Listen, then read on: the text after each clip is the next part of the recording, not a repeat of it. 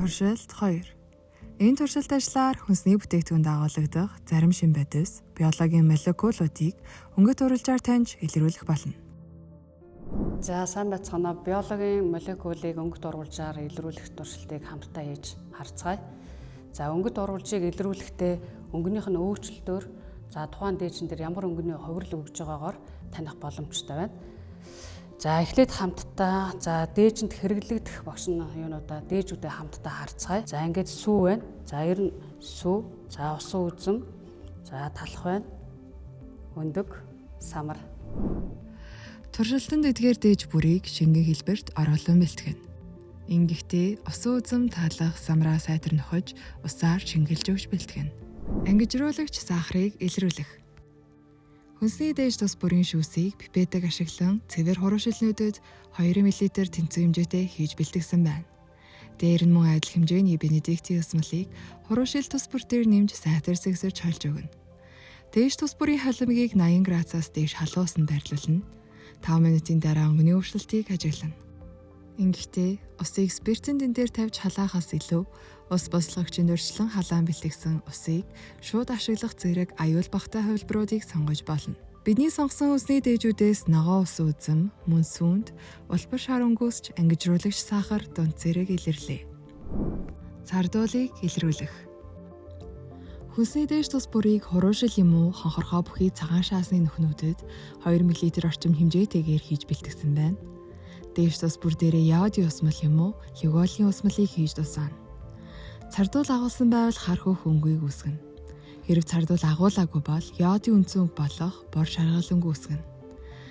Бидний сонгосон усны дээжүүдээс талханд энэхүү хар хөөх өнгөөсч цардуул байгаа нь тодорхой харагдаж байна.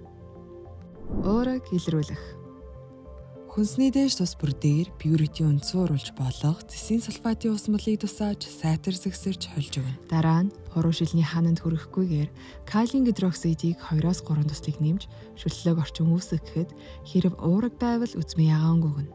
Бидний сонгосон хүнсний дээжүүдээс сүү болон өндгөнд энэхүү үзмийн ягаан өнгө үүсгэж уураг агуулсан нь тодорхой харагдаж байна. Өөх тусыг илрүүлэх. Илрүүлэх уруулж байсан этанол шатамхай байц учраас маш болгоомжтой харьцана. Хүнсний дээж тус бүрийн шүүсийг цэвэр хуруушилнүүдэд хийж бэлтгэсэн байх бөгөөд 1 мл орчим этанолыг нэмж сайтар сэгсэрч хольж өгнө. Өөр нэг хуруушил нь цэвэр ус хийх ба эхний хуруушилыг цэвэр устай хуруушилны дотогш ханыг нь дагуулan аажим гоожуулна. Бидний сонгосон хүнсний дээжүүдээс самар болон сүүн дээр сүүн цэдмэг эмүүлс үсч ялгарсан нь өөхтөс агуулгдсан байгааг илтгэн харуулж байна.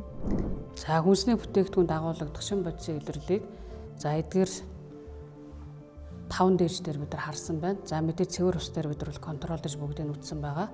За цэвэр ус дээр бол тухайн өнгөт урвалж маань яг үндсэн өөрөх өнгөөр гарч ирсэн. За сүүн дээр өөх тос уураг хамтдаа илэрсэн. Тэгэхээр сүү бол маш их тэжээлэг шин чанартай. Усан үзэм. За усан үзэм дээр зөвхөн сахар бол тодорхой хэмжээгээр дунд зэрэг хэмжээтэйгээр илэрсэн байна. За уураг болон өөх тос бол илэрсэнгөө.